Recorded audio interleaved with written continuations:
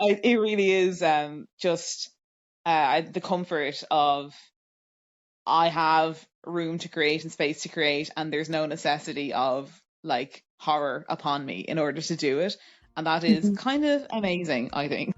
Hi friend, I'm Lauren Jean. I'm a thinker, babbler, lover of stories, and founder of Thinking of Me.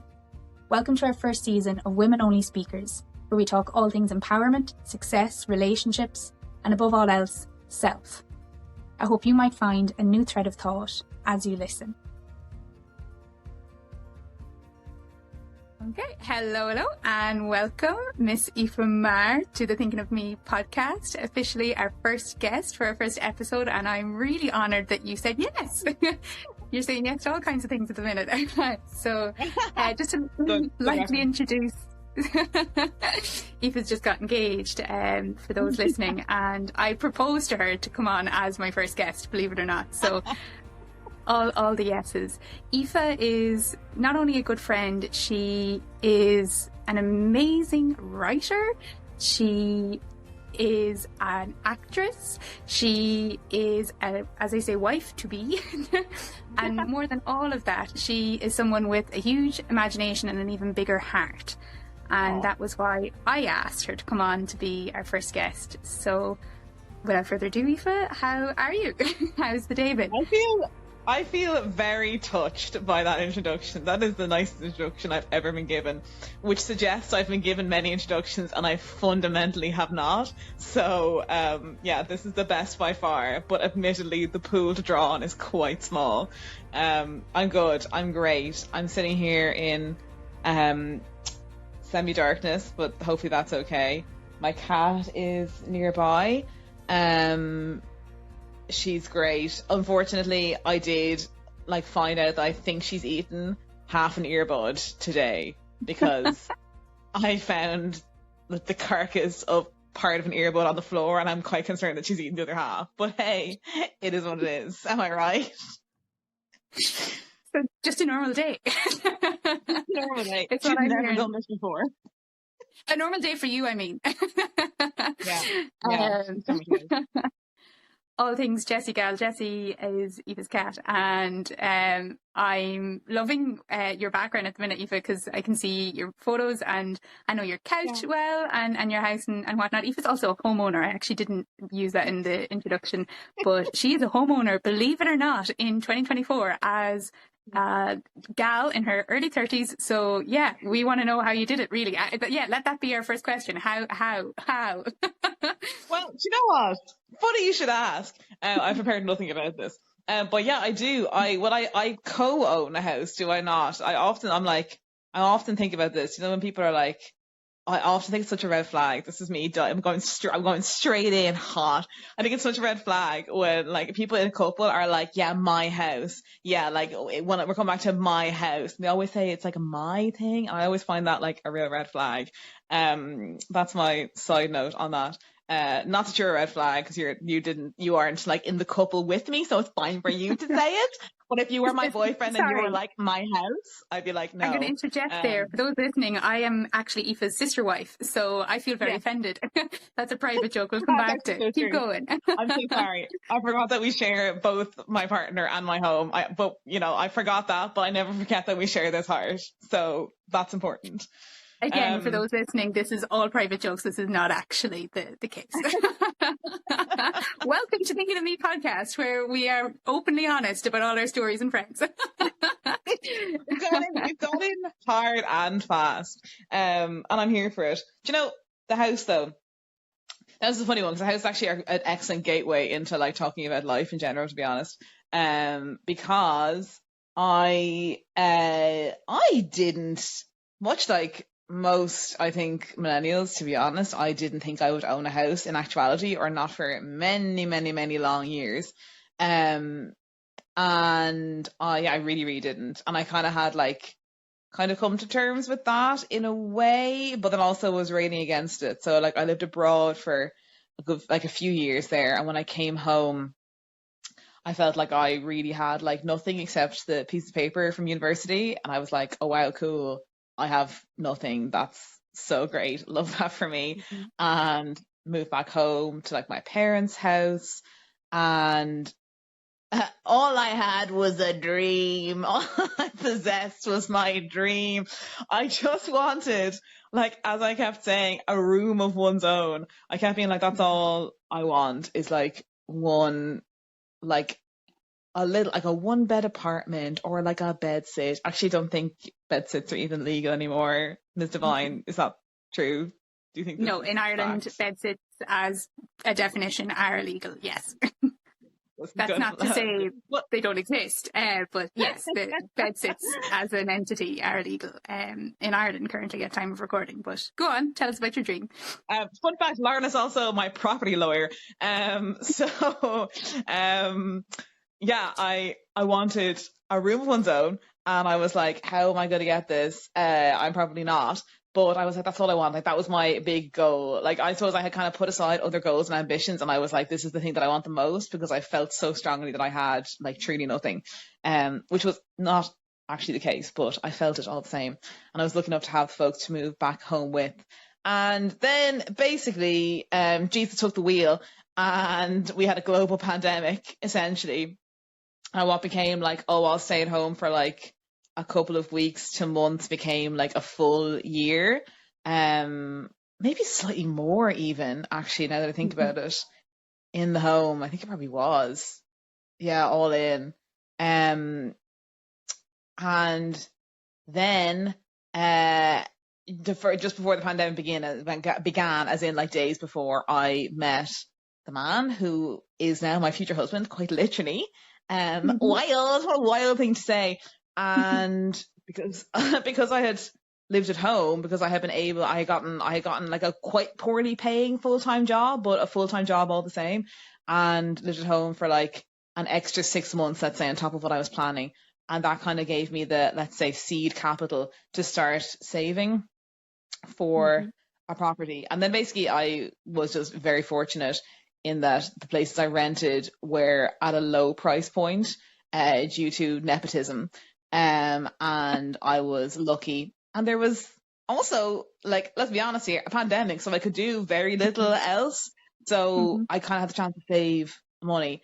And then very unexpectedly, that man that I met, who is, as I say, now my future husband, surprisingly like had his shit together, like got his shit together, was probably like very much on the road to getting shit together as we met. But like we met, and he was like, that shit was together. That shit was all put together. So when I suggested, like, riotously early, like illegally early on into the relationship, that I would like to own a property, he was like, let me think about that for like 5 seconds. Do you know what? I would like that also. And then from way too early on, we made concrete plans to own a home together. And at the very, very outset, we were like, oh, I think we said it like 3 times, maybe. We were like, well, we could buy something and then we could just like sell it if it didn't work out between us. Like, we could just sell it and we can rent out rooms and it'll all be good. And then we said that 3 times, and then we never talked about it ever again because that was just very quickly. We were like, we were kidding here. That's not what we're going to do. We're not going to do that. So that was what began the process, I guess. There's so many side tangents we're going to go on just even from that, and I love it. But one of the first things to kind of say is what I'm hearing in all that, Aoife, and I'll come to telling you, my friends listening, that how I got to know you as well in the middle of that process, because I remember when you were looking for a house. Yeah. That dream of wanting a space of your own, is a core need, really, like as a human need, but also just particularly I think as women as well. And as you know, like our first season is women centered, and there's a very specific reason I want to ask you to be our first woman on as well. But I think that security and that need of where is my base, and particularly for kindred spirits like ourselves, where there's a creative flow or there's just work that has to be done, wanting to know that you have space to do that, and growth space and creative space, as we say, to explore and grow and do and be. I'm in the plant pot, as Aoife knows, and for those listening, the plant pot is my pet name that I have for the little studio apartment that I've been growing in for the last 4 years now. And plant pot for me is a space where creatively, but also just existing space is so important. And to kind of jump in on you sharing that with Emmett and with your fiance and wanting to grow that together. I remember one of the first conversations, not the first, but one of the first conversations we ever had was you explaining exactly that thought process of, oh my God, you're already going out like 2 years, I think it was it 2 years? 2 years is what's a memory for me, but you're like, we're only going out 2 years and we're buying a house and sure, look, it's grand, it's great. And, you know, kind of even that tone of, you could hear the slight mania, but also the excitement and the truth of knowing that something was right. And I think with any dream, and in following that, and I love that, you know, the idea of like just the pieces of paper of a college degree, we'll come back to that, but when you've got something that you're clinging on to that you know is real and is right, then you don't need to second guess it. So let's sidetrack into that for a second. When was it that you knew this man on Hinge was going to be the man you were going to buy a house with, and then you've ultimately said yes to? Yeah, God, a great question. He'll kill us for this, but anyway. Say again? He'll kill us for this. He'll love it. He'll love it. He loves hearing me like be sappy about him, which is sweet.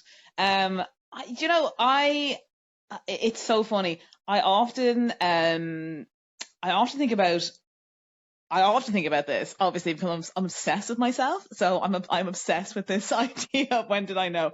And I think particularly now, like getting married, like I say as I like play with my ring, like very visually on camera, like I really am, because people then ask you like, when did you know, like where, or like it's funny because like it becomes like it's a real topic conversation. Like you and I would talk about this loads. Like we're sick talking to each other about our feelings, like you and I. So I love this, but I guess I remember like the summer after we started going out. Sorry, I was looking at the cat there because she was like moved, so obviously I had to stare at her.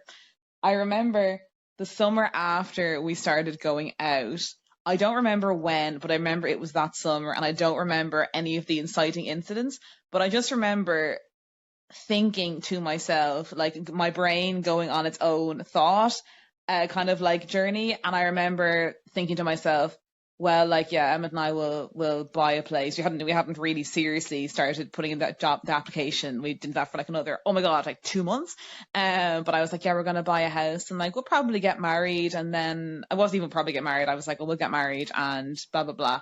And I kind of like, I had gone so far into the future, and I was like, I caught myself and I was like, oh my God, like, what the fuck? What was that?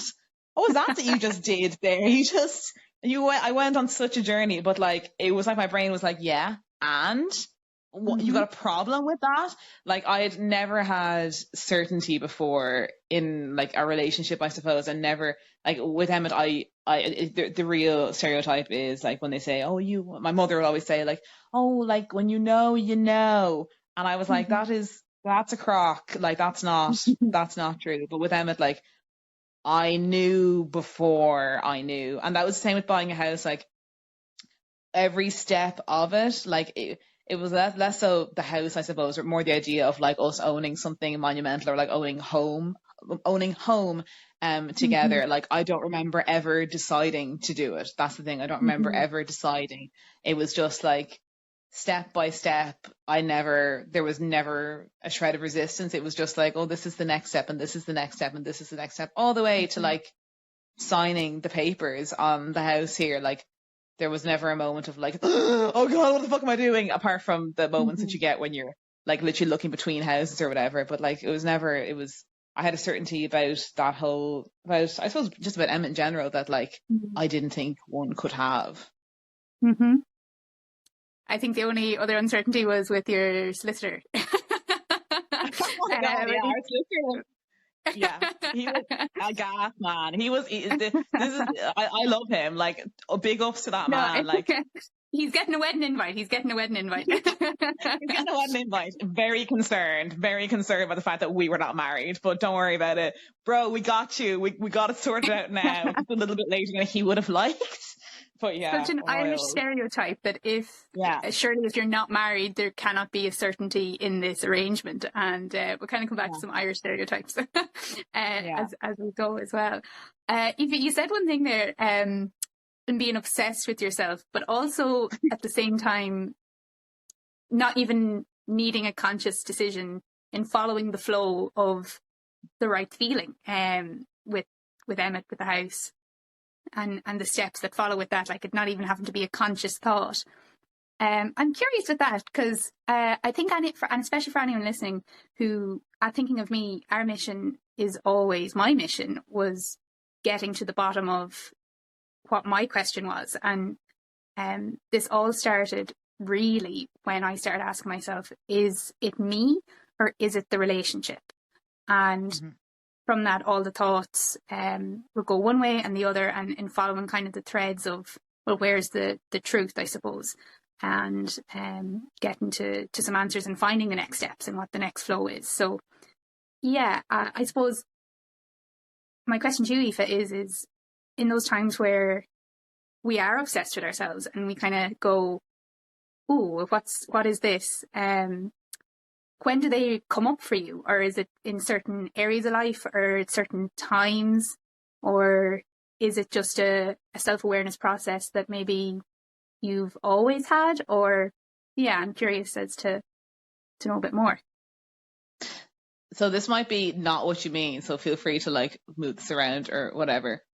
But I think like for me, I am not, I don't think by nature, like a particularly, I don't know, like flowy person. That could be incorrect. There's definitely elements of my life where I think that's incorrect. But like I am a chronic overthinker. Like I really am in lots of very like I think even the way I talk is probably notable. Like I have a definitely a neurotic streak to me. But like it's mostly just zany, you know what I mean? It comes across as zany and kooky. But so I get away with it. But like I don't. Thank you. And I love your kookiness too. But like I don't I like there's so many elements of my life where I really do like overthink. That's why I think it was so notable for me that I didn't overthink about Emmett at all. And it's always been something I've really like been quite charmed by and been very like pleased to know that I would have assumed, and it had been previously, like the relationships would be an area of life where an enormous amount of overthought I believed was required. But like it's really, it's funny because it's really not the case then with Emmett. Like I think a good example is like I used to write a lot of journals, right? I did a lot of like unsurprisingly, being a lover of the written word, I would journal whenever I could remember to, or I'd write a lot of like, you know, very tense poetry, or like, you know, very like, oh God, a lot of short story, got a lot of short story fodder out of like previous relationships and things like that.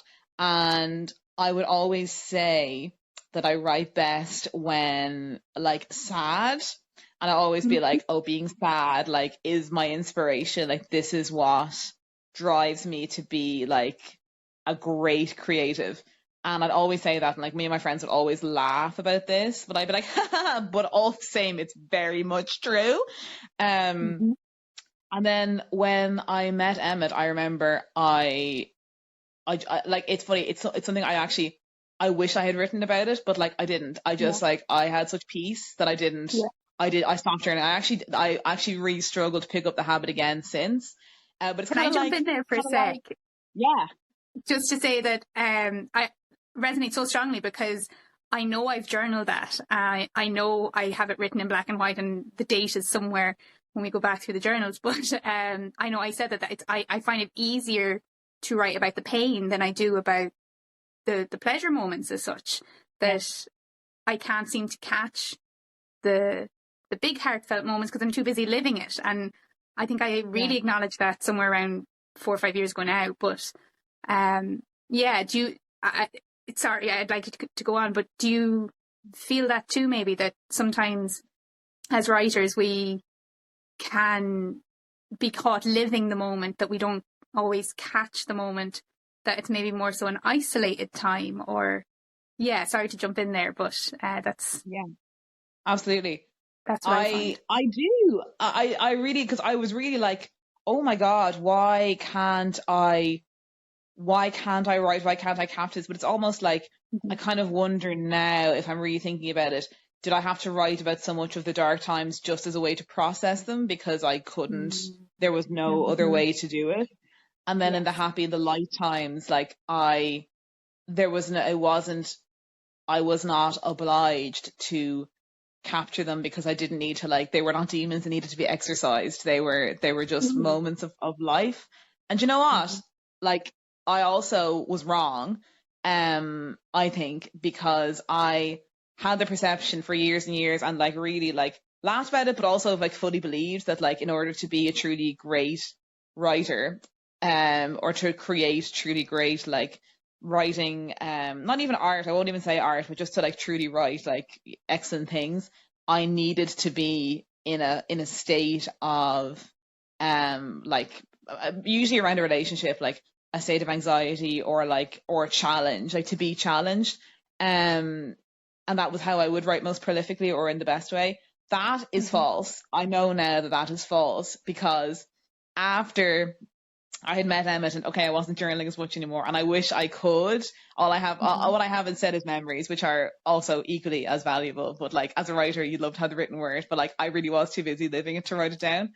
But like, now I know, like, all the years down the line, like, we're together 4.5 years now, let's say, like, I know that in the last couple of years, I have definitely produced my best work, and it's been nothing to do with like, well, the happiness wore off and the misery set in again. Like, it's not even that.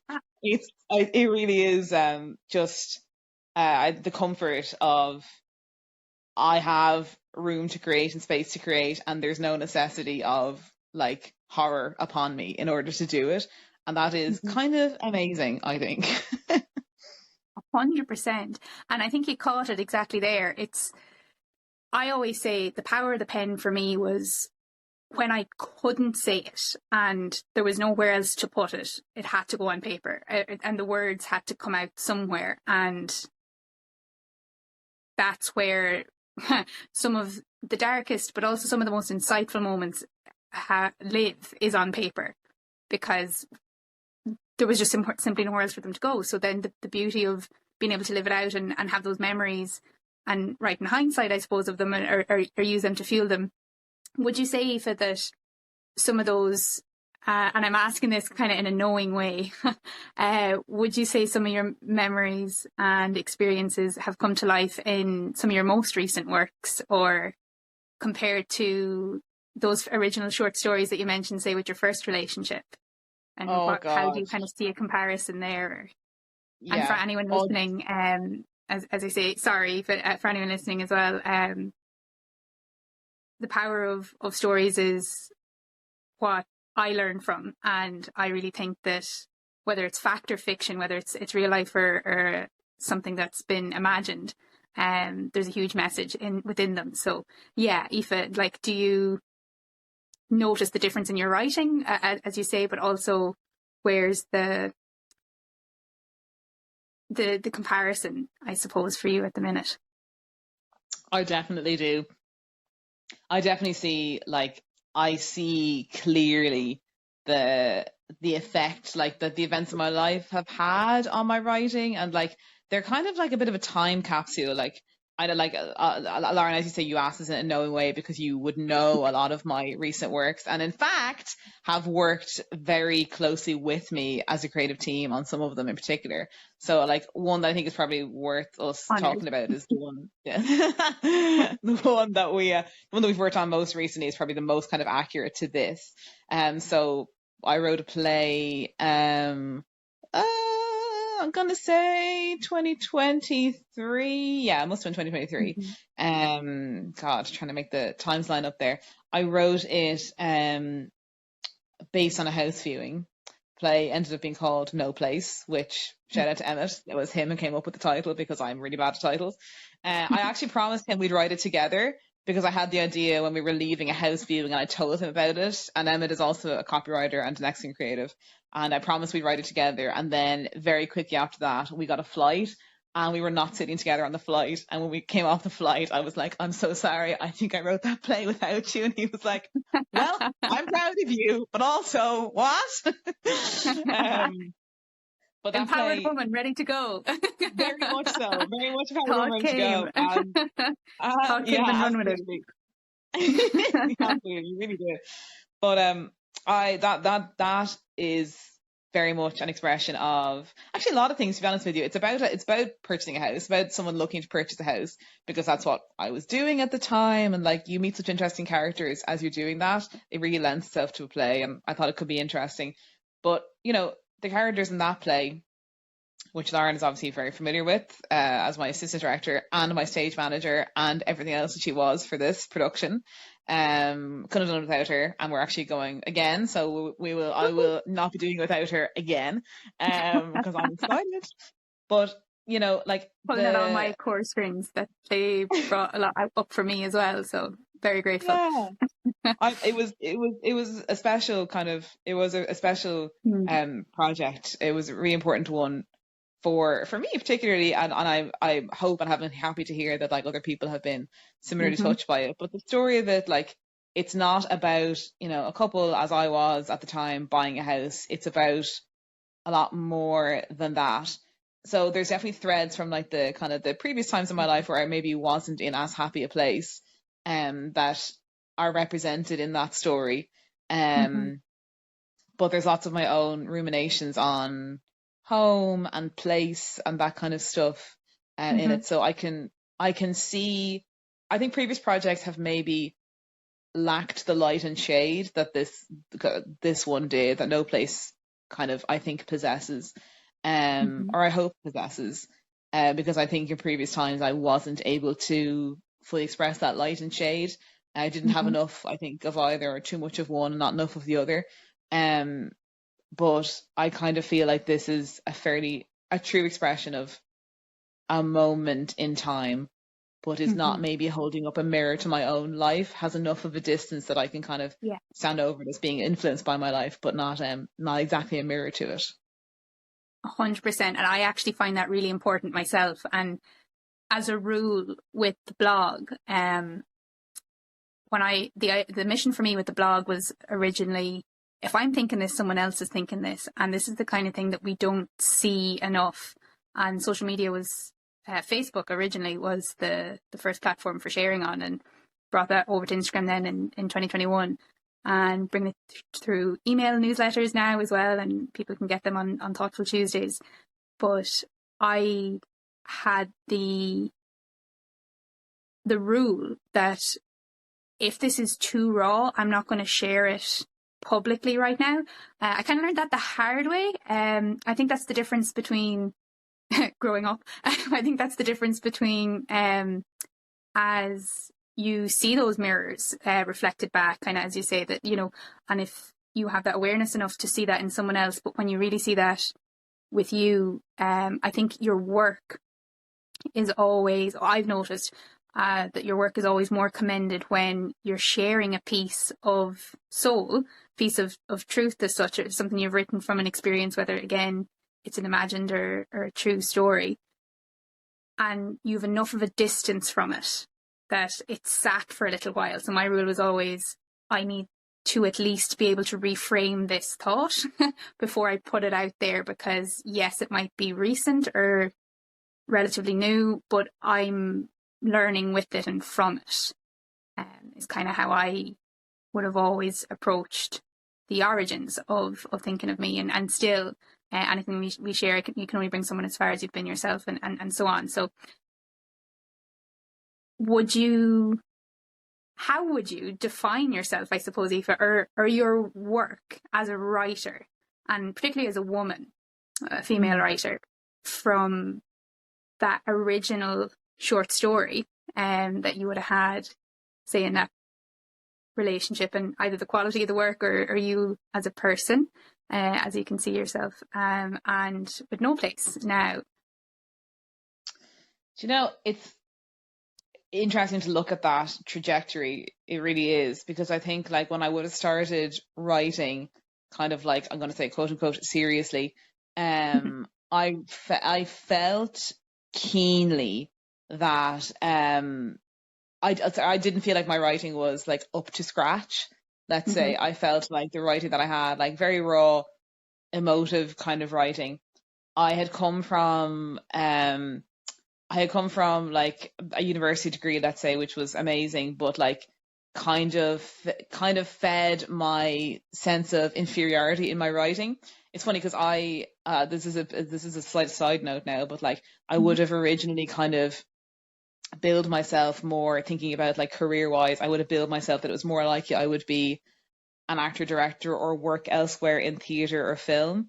Hmm. Um, rather than a writer, while the fact is that from, my early teens, I was writing prolifically, but I Mm. had such a belief, such a strong belief that I was like, well, writing is my secret, or not my secret, well, I suppose my secret, like my most like private kind of special, Hmm. meaningful thing that I can do, but it will Hmm. not be, it is too meaningful to have quality to others. And I really felt that. Um, like Love that. I truly did. That really was. I was terrified. It wasn't until after I'd left university and I was looking to work and I realized that maybe theater and film wasn't for me. Hmm. That I was like, well, maybe I'll try this thing that I do all the time, but surely can't be like useful. So then I did, but it was. I went freelance as like a writer for a good few years, like as a kind of more of a like a content writer, and I'm still a content writer.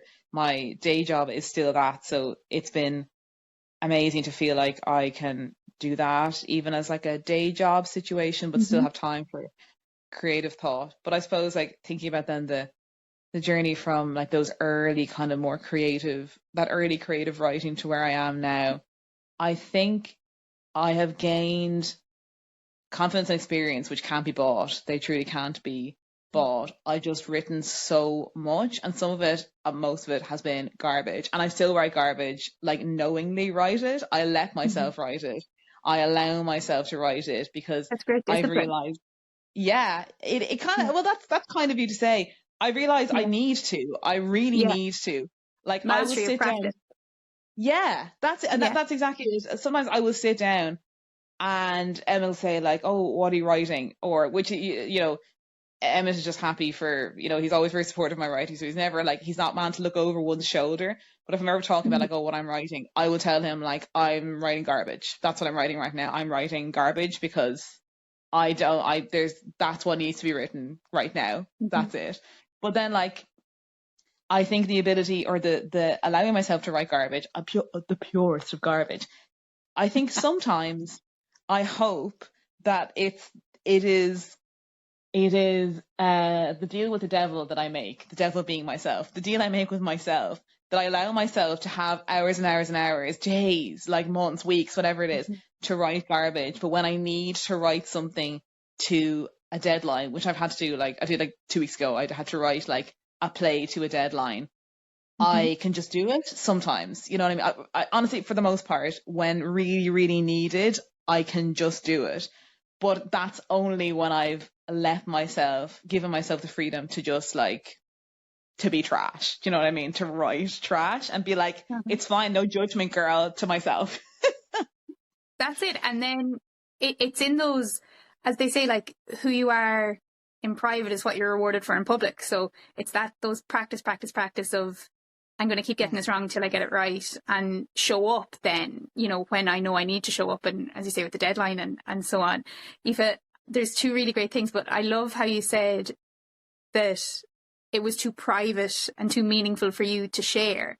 And for anyone listening, you know, whatever it is that's important to you, there is a value in that in only coming from you, that specific meaning that is held.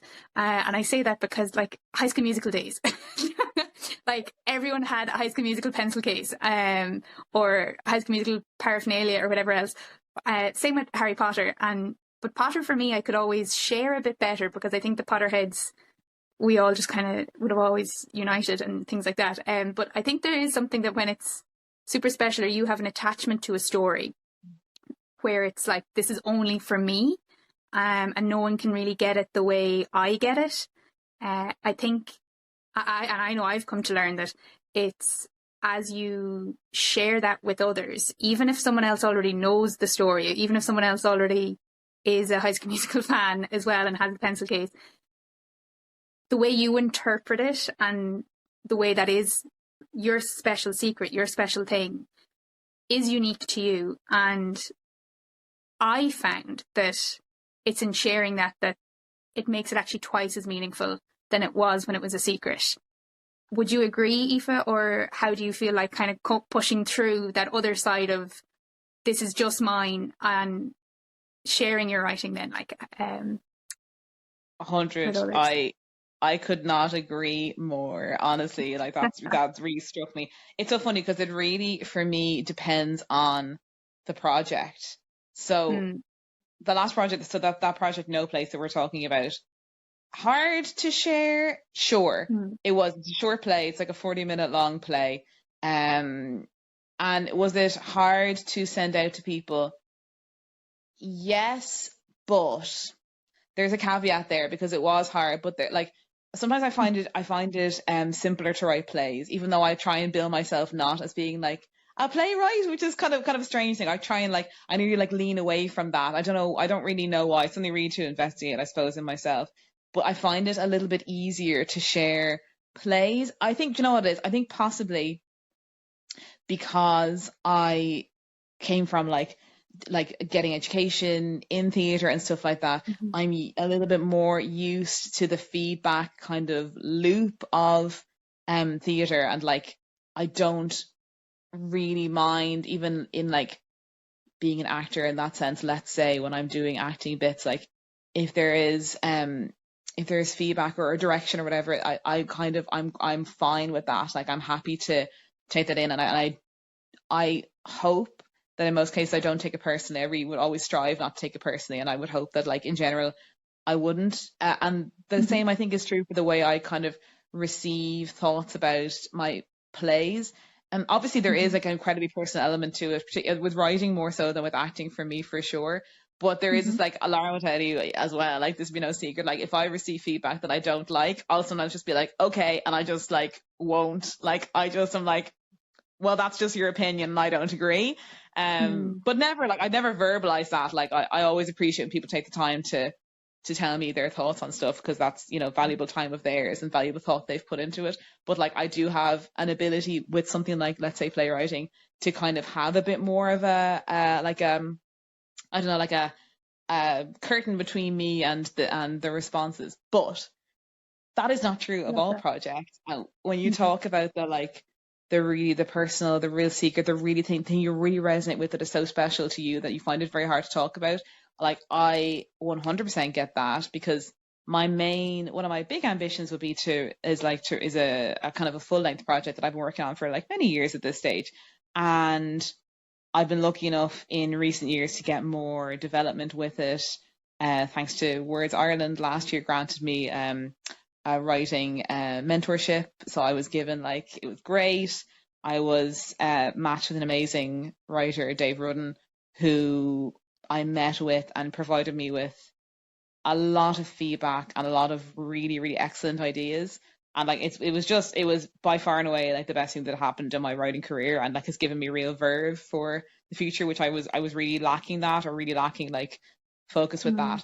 But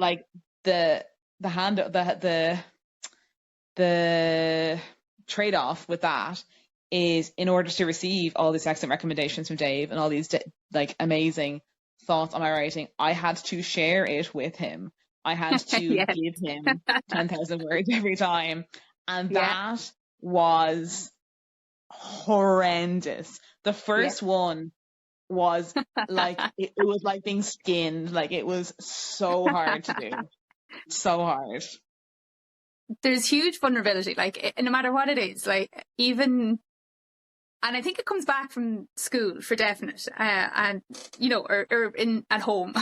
If we try something and we get it wrong, and we get that kind of negative direction. It really does hold on to us and sits in us a bit, and in that wanting to share. But Aoife, what you said there with the curtain, I love that analogy, that there's a curtain between you and the feedback. And I think it's the kind of thing where, like, someone else's opinion is always on them, not on me, if you have an opinion, that's on you, that's not on me.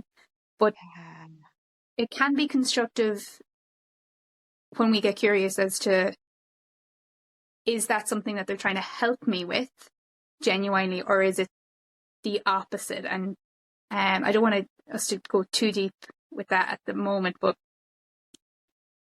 what would be, I had another question, but I think this one's, what would be the best no? We kind of started this episode today and you said yes to me. What would be the best no you've ever gotten in life? The best no. The best no. Oh, God. I can actually probably think of it, to be honest with you. Like, for lots of reasons. I feel like I hesitated because I feel like I'm aware that it might sound, what's the word? Trivial, No. like a trivial no, that it doesn't, if it does not. If it's important to you, it's not trivial at all. Yeah, and I'm like, oh, I wish I could think of a better one, but this is the one, like when you said like the best no, this is the one that popped straight into my mind, like it's right there. So it's probably the one to talk about. I'd say like I was seeing someone casually before I met Emmett, and that didn't work. It didn't work out, and like it famously didn't work out. And I Love think very much so. And just one of those things, just two people who are like clearly now at this stage, it's very obvious that like we're just not fated to be together, and like perfectly lovely person, all the rest.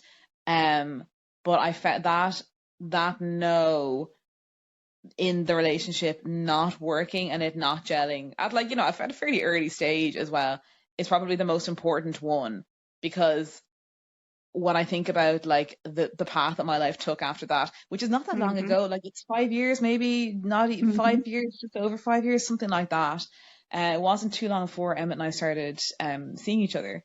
That no sent my life in as I said to Emmett recently, it sent my life to the best timeline. Like I'm like, I actually think I am on the best timeline, because when I look at the others, I am so aware. I'm like they are not the happiest timeline. That was what I said to him, the happiest timeline. And it feels trivial as a woman, as a woman who I think at this stage I feel very confident in myself and who I am as a person. Obviously racked with insecurities, as every human must be. But apart from those, feel very secure in self, feel pleased with where my life is, and it feels trivial, particularly when I'm talking to you about creative projects that I'm really proud of, and something as meaningful as getting to have a home, and to be with someone whom I really love, respect, and admire. It feels trivial to be oh, when me and this guy I was seeing didn't work out, that was most important. No, but I somehow kind of still think it is. Because I think I wouldn't have this without that. So from triviality, I think comes, kind of the sublime has come from it. 100%. Yeah. I couldn't agree with you more. I love that. The sublime is in the trivial things. It's in the micro things, the small things matter. Do sweat the small stuff. I solve bigger problems, but do sweat the small stuff. Because how we do one thing is how we do everything. And if that no hadn't have happened, it's those micro moments. Sometimes I look at it like nearly the bowling ball going down the lane, but with the sides up, and it's like, bap, bap, bap, bap, bap. Compared to keeping practicing and then it coming nice and smooth, to exactly hit the target. But it's those little barriers, those little no's that are set up for us that we don't even realise we need at the time when they happen. And, you know, as you said, God took the wheel there in COVID times and whatnot else as well. And there'll be more times like that we can't have a certainty of. Yeah. I suppose... Oh, sorry, go on. Yeah? I was gonna say, I was thinking of another no, but I don't need to say it. We can talk. We can move on. No, go for it. That's why we're here. Well, I was thinking like there was also like another key no in life. If I think back further, is like coming out of college and trying like having a go at like what it would be like to work in theatre. Okay. Yeah, I was thinking about that. I suppose like I think that's kind of a bit of a key one for me. Because I don't think no one said no to me. I said no. I think I was the one saying no then. Okay. Which has some power, I suppose. Like it does have power. I came out of college and had done well in the drama side of college and like was kind of like set up in a way to go and like if I don't know if I had this makes it sound like I was lacking, which I don't think is really the case, but like perhaps if I had the drive to form connections or I think that's kind of one, the drive to form connections and the stamina or I don't know like bounce backableness, which I don't think I really possessed. If I maybe had cultivated that more or had it more innately or was willing to really work at it, then I think I could have like struggled my way through. But like, and I came out and I tried my hand and realized that despite like academic success, like actually working in the field is so very different and suits like the people who do it still. Like I have so much admiration for them. I think they have amazing not only talent but also more important than talent, like stamina and ability to bounce back, and like that is really admirable. And I found myself, I was like, I don't have that, and I can't make myself want it enough to cultivate it. So I to myself was like, no, I'm not doing it. I'm just not doing it. I went a different way. And you know, like that was very much a like, is it Philip Larkin that has the poem where it's like two roads and a yellow wood diverged? I can't remember if it's him or not. Let's just say it is. But like I took one of those, not the other, and like that's an interesting thought, like an interesting thought experiment of like, what if I had done it the other way, or what if I had gone the other way? And plenty of my friends did, and like have really interesting, incredible careers in the field. So it's interesting to look at that. But I suppose happily I don't I either don't regret it or I no longer regret it. I don't know which is actual fact. I don't know which of those is true. You feel like it's put to bed? Yeah, I think so. For now, anyway. Yeah. And that's important because those kind of thought experiments, I've been there. I would always use the analogy of, you know, well, which road now? And for me, about 4 years ago, 4 years ago, it was the kind of thing where I was really beginning to realise that, okay, well, I've done all the things. It was like, well, I've finished college now and I'm in the career and I have moved out. I do have a space that I can call my own, and I'm working on my fitness again, and, you know, drama's back in my life, you know, as my hobby. I'm writing, I'm sharing, I have a bit of a purpose and contribution, and I was doing all this stuff with social media, and I was kind of like, oh, like what's missing? And I was like, I know it's not really the relationship side of things because I was toying in the field again, in like exploring, I suppose, and being open, but also knowing that when it'll happen and all that kind of stuff. So yeah, I hear you when you say that when you're looking at two roads, and all of us in life, you know, do meet those crossroads, but I firmly believe that if it is meant, I clung to this years ago, but I do firmly believe that what's for you won't pass you. And if it is on the route of where you want to be, you will get side quested back. It'll ring road you back in. And if it's truly somewhere that you want to go and is on the path for you, and there's a why there that's bringing you there, you'll get side quested back in at some stage. And as you say, those kind of thought experiments, I've learned that while we do obsess and we are like investigators of our own life and all that kind of thing, sometimes it's good to kind of go, okay, that served me there for now, and I've kind of ruminated on this for a while, and I'm going to problem solve something else. And it sounds for you, Aoife, that you're really thriving. It doesn't sound like it is, that you're thriving in the writing field for right now, and whatever maybe comes down the line then in the rest of the drama theatre world. It also propels me into the one key question I want to ask all our guests. And it kind of nicely lines up there from that is, Aoife Meagher, how do you deal with stress? Or what is your stress management structure like? What's your stress plan? My stress plan, let me see. It depends it's a on the natural thing level that of... comes up in life. So sorry, Yeah. it's there for all of us. So Oh, it really yours? is. And like I think for me it depends on what element of life is stressing me out. That is something that it depends upon.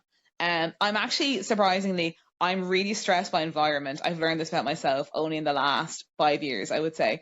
I'm really stressed by environment. So Lauren would know this well. Like I'm really like, Lauren come over and I'd be like, the house is a stage, which I know every stereotypical like Irish woman always says this, but like 100% the I Irish say to mammy Lauren all the syndrome. time. It's just in the fear of God of all women in Ireland. Yeah. 100%, 100%. And and I'm like, what? Like, honestly, what? What is that? Like, that's wild. And my No own one mother will sees come it. over. Only you see it. Like, no one This actually is, cares. exactly. And my own mother, from whom I learned, to be honest, like, keeps an excellent, like, very tidy, very clean home. And I learned from her. And she'll come over and I'll be like, the house is a stage. She'd be like, people would be like, what are you talking about? No, it isn't. A quick side on that, because it's the same with our house. And I remember Mum telling me, this is only a couple of years ago, I remember Mum telling me about Kate, my sister Kate, she'll kill me for saying this, but ringing him and being like, I blame you for this, you ruined us, you made us too obsessive, about tidying. And she's like, you've destroyed us. And it's true. And that comes from my aunt, so I actually think I said that to Emma, to your fiance, actually only yesterday, he gave me a lift. I was like, it's the chronic syndrome of I hide things. It's the Monica thing of you nearly hide the stuff that you need, but you don't want to see it. So if you can't see it, it's invisible. So it's chronic Irish mammy syndrome. So stress in your environment. So how do you deal with stress? Sorry, in the middle of all of that. Well, I do. I often think I think when I am stressed, even other elements of my life, I will hide that stress under a perceived stress about my environment, and I will clean, which I know is such a stereotypical answer, but like I do a lot of like cleaning in order to like, tidy home, tidy mind kind of thing. And that works some of the time. I feel better when things are tidy. Like I do genuinely feel better. But like stress, I always tell myself like, you ought to do, and like I just pile further stress on myself because I don't do yoga. Like I don't do those things that like I'm quote unquote meant to do to deal with stress. Like, to be honest, like I'm quite open about it. Like I do see a therapist, and she is a lot of my life. She's an angel divine. I love her. And I talk to her like in a really like frank and useful way. I've been seeing her since COVID times, and like I just think like being able to see her and being able to chat to her is so key. And like it's not like I actually would really like, I'm a real advocate, Lauren knows, I'm a real advocate for like people going to therapy, people exploring therapy options, this kind of stuff, because like I just can't get over what ease it has brought to my life. So I think like when I'm really, because that's why my first port of call, like if I'm really stressed, like my therapist will know about it and we will chat about it. And our chats are like really friendly, like non-medicinal. Like it's not I never feel like onerous going to talk to her about anything. Like it's like talking to a really wise friend who can just kind of like tell you kind of straight and talk you, like untangle your own mind. And I find in that untangling, like somewhere along the road of that untangling, like stress dissipates and is reduced merely by the prospect of talking to her about it. And like there's so many elements of my life. Like honestly, I feel like I'm actually just banging this drum, but Beckett, I may as well bang it a little bit more. That sounds really bad because I'm about to talk about Emmett. Anyway. We love some innuendos on here. This is an I over love 18 show. We're all good. It's perfect. We're getting married. It's fine. It's fine.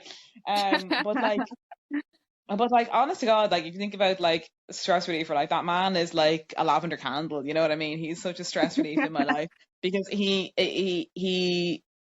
and like this is not to say that like, well, I was gonna say this is not to say that like an Emmett is the cure to everyone's stress, but like in a way it kind of is. Like Emmett is the balm that I give to the world. Like whenever anyone has an issue in my life, like the thing that I offer them is Emmett. I'm always like, Emmett can help you with that. Emmett knows something about that. Like it's a rare privilege to have someone like that. But like in my life, he has done, and I hope he knows this. I must tell him this actually. He's done so much to reduce my daily stress levels, which I think can tend quite high because like I am an anxious person. Like I definitely, Lauren, you've definitely seen elements of my anxiety, but like even you wouldn't have seen like the real, truly like stress moments of my life because you've always known me PE post Emmett, which is kind of love that.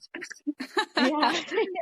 But like he BE, a little that's bit like so funny Atlas. because BE before Emmett is also just B, so that's actually quite poetic. But we'll come back to that. Yeah. Sorry, go on ahead. We'll put that in the bag. I'd love to see you as BE.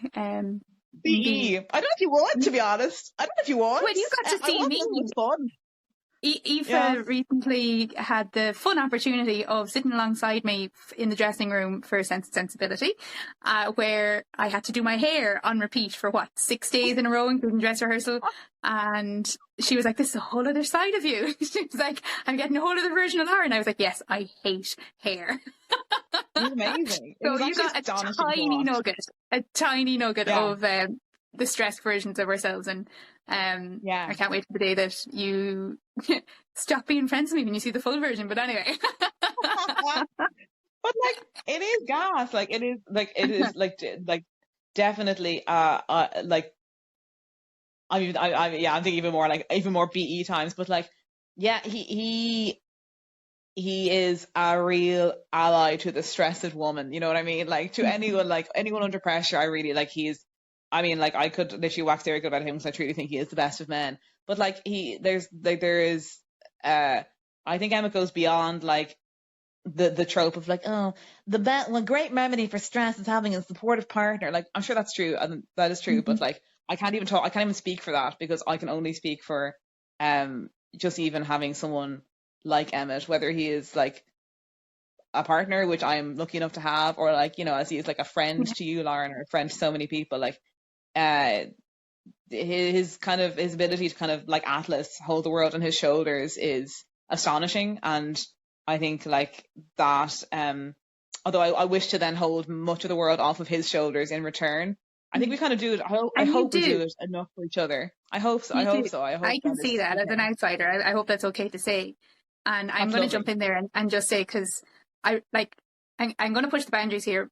And this whole podcast is in saying the out loud of what the thoughts have been. And the thoughts all came from, as I say, the question of, is this me or is this the relationship? And it's 2024 right now. And the masculinity and femininity and all things that we have become aware of in the last decade and more and all that kind of thing. I'm going to say that you need a balance. Man needs woman, woman needs man.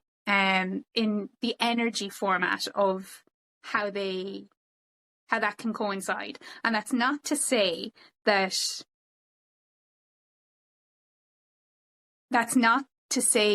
in a traditional format of both need to be together. But we do need to honor the masculinity and the femininity to have that kind of integrated approach for ourselves. And I would consider myself quite a masculine woman in a lot of ways. Like I'm very independent. And Aoife Meagher, I love you because you have some feminine sides that come out more and softer ways than I always access or can get to use, you know. And I think that's where, as a friendship, we balance each other quite well.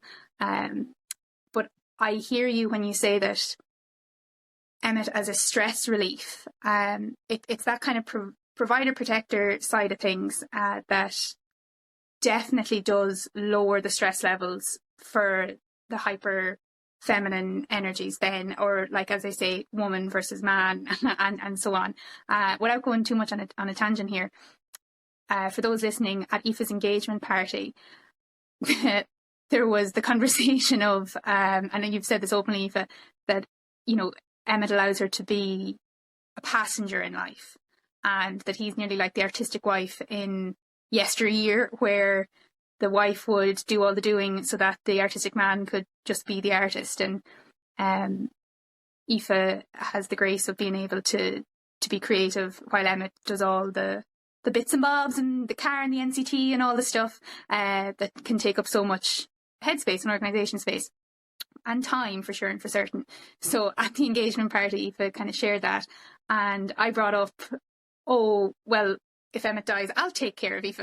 Like, I'll be able to take care, I'll mind her. And there was kind of a quizzical look from a member at at the table. And I was like, oh, well, I'm a single entrepreneur, like, as if that's the only explanation that was needed. And the words just came out of my mouth. I was like, yeah, I'm the single entrepreneur. I'd be able to take care of Aoife in the sense of bills and paying for things. So for those listening, there have been times that some of the hardest times, and if I were to share this with you, the hardest times for me was in the post-breakup era of being in my early 20s, having gotten used to doing everything as a two in shared decisions, but also shared responsibilities that I hadn't fully gotten used to on my own at any stage, or set up for, and that's a whole other conversation, where there is and can be a void for a lot of women who are outside of a relationship, or are maybe in the wrong one, where it's actually causing more stress than alleviating stress. So with all of that said,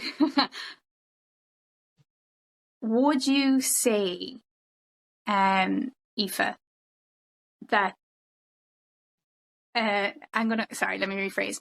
What would you say is kind of the definition of a quality relationship? What would I say is the definition of a quality relationship? So, like, all that, like, really interesting insights, even in what you just said there, Lauren. Like, I thank you so much about, like, those, like, as you say, I am able to, I have freedom, or I have support, I suppose, in allowing myself to be that kind of, like, softer figure, which I think I am kind of naturally. I'm thinking a lot about that, and, like, gender as a social construct and all that. Like, I would really kind of, what's the word? I'm trying to think. I would really like fly that flag. I would really stand with that idea. And I suppose, like, I'm like literally trying to get all my thoughts all together here. Kyle, you can cut this as I review what I'm thinking about. Kyle is my wonderful Wizard of Oz, as he likes to refer to himself as, who is graciously bringing this to everyone today. Shout out to Kyle. We love you, Kyle. 100%. Yeah, I think I'm wool gathering as I kind of come into this, and kind of just thinking about, like, all the stuff we were talking about there. I suppose, like, I thinking about a quality relationship. I'm really tripping up over it, because I think, like, there can be so many different kinds of relationship, and my version of, like, quality, I know, would not, like, accurately kind of. What's it for you? It just has to be for you. Yeah. For me, a quality relationship. I'm really thinking about it, because I'm particular on the word. You don't have to. I can keep. And words are important. What is the difference in the quality of your relationship now, I'd say, than, say, the quality of relationships of yesteryear? And how would you define that, or what words would you put to that? I think, like, or feelings.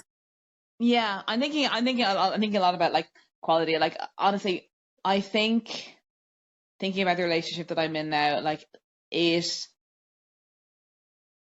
it has such deep roots. I think Hmm. maybe that's something that I think about a lot with the idea of quality. It has such deep roots and such kind of such unconscious flow, if that's even what I mean. Like Hmm. the idea that like so much of it flowed like naturally, organically, which is not necessarily an indicator of quality, but my God, does it help Hmm. when you're growing your relationship to feel that kind of um that natural flow. I think like I think so much of the quality of the relationship is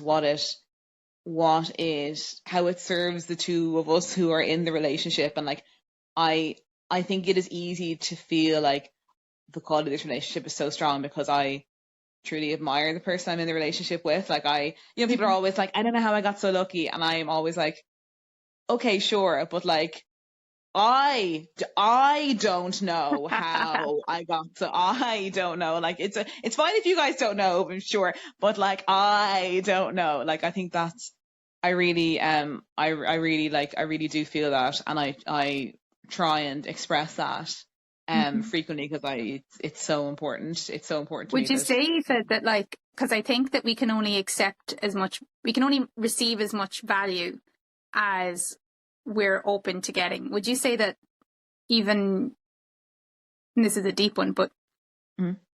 the value you place on yourself in knowing that this highly Yeah. respectful, caring, gracious human, like, have you grown enough to receive that relationship? I honestly, yeah, I actually feel myself uh I feel greater value on myself in knowing that Emma thinks me an equal partner, truly, because Yeah. I am like, like I am honored, and like that sounds very Yeah. like medieval in a way, but like thinking about like balance or energies and stuff like that, like Yeah. I try, like I feel keenly that Emmett does so much for me. He really like he's a fantastic person, but also a very generous person. And I see him be generous, not just to me, but to like so many people in his life. And I admire that quality so very much. But even like, I, I hope that like, I hope and strive to feel like I can like give, enough to kind of feel like Hmm. to feel like what we have is an equal trade between us, which obviously, well, I don't obviously, but like I don't think it's possible. Like I really do. I think about the archetype of the artist's wife, like, and it's Hmm. incredibly generous from that point of view. And hopefully he gets enough lols from me to make him feel like it's worth it. But like I think that's a really nice thing that I suppose I haven't felt this keenly or um this clearly before, the idea that like it is truly a privilege to be like someone's partner. Like I truly feel that, and like it's amazing. Like I'm this kind of person where like he walks into a room and like he is like truly like people think he is like the funniest person they've ever met, or he is like the life and soul of the party. Like that would be a really common thing that people would feel about Emmett, and I'm like, of course, yes, you feel that. And like, I love to Yeah. see him kind of do that. But also, I'm like, wow, these people like admire only this one facet of him. Maybe they admire other parts too, but like, they're seeing this one facet of him and admiring it so much. And I'm like, you have no idea that Correct. this is Yeah. the least impressive part about this person by far, A- you And I know? think that's the definition of. I'm going to answer my own question and say I think the definition of a quality relationship is when you can see into their soul, they can see into yours, and you both just completely accept each other. And speaking as an outsider, looking at your relationship, and for anyone listening, if you ever have the privilege of meeting Aoife as a woman, as a person, as a soul, she will light up a room. She will light you up in ways that you don't even realize are possible, and particularly with the words that she writes. And she's, if I can't, yeah, without getting too soppy. But when you see the two of you together, like that balance that you both bring to one another, there's no question that that it does exist, and it also starts and ends in circles, I think, of just being yourself. And Aoife, as someone who I can be wholly myself with, we could talk for another hour easily. There are so many little side quests there that we didn't even fully get down. And for anyone listening, I would highly recommend finding yourself a gal pal that you can just open up fully and wholly with, share all the nuggets. We have some goss, we have some tea that we still need to cross on on seeds of relationships and everything else. But I want to really thank Aoife from the bottom of my heart for coming on and for saying yes to being the first speaker here. And I know I've gained so much from listening to you, and I really hope that maybe you feel like you've shared a version of yourself, of past, present, and for anyone listening to take from as well. Yeah, I'd like to say thanks, Lauren, for having me on. Like, I know you have said many times, you're like, it's a privilege to have you on, or thank you, or like, I'm honored to have you as my first guest, which is extremely kind of you. But like, I don't think you understand the honor this to be asked for. That's very meaningful. And I don't, much like in the way that I try not to take Emmett for granted, I don't take that for granted, or the wonderful friendship that we have bloomed between us over a very short number of years. I'm very grateful for it and for you. And I'm grateful for you. Let me be the first on air to wish you a very successful podcast. Thanks, friend, for listening to the Thinking of Me podcast. I hope you found something within our story today that lands for you. You can keep up with us on Thinking of Me blog, Thinking of Me coaching, and Lauren Jean on socials. Go to thinkingofmecoaching.com/checklist for your checklist for self-fulfillment. Until our next chat, talk soon, my friend.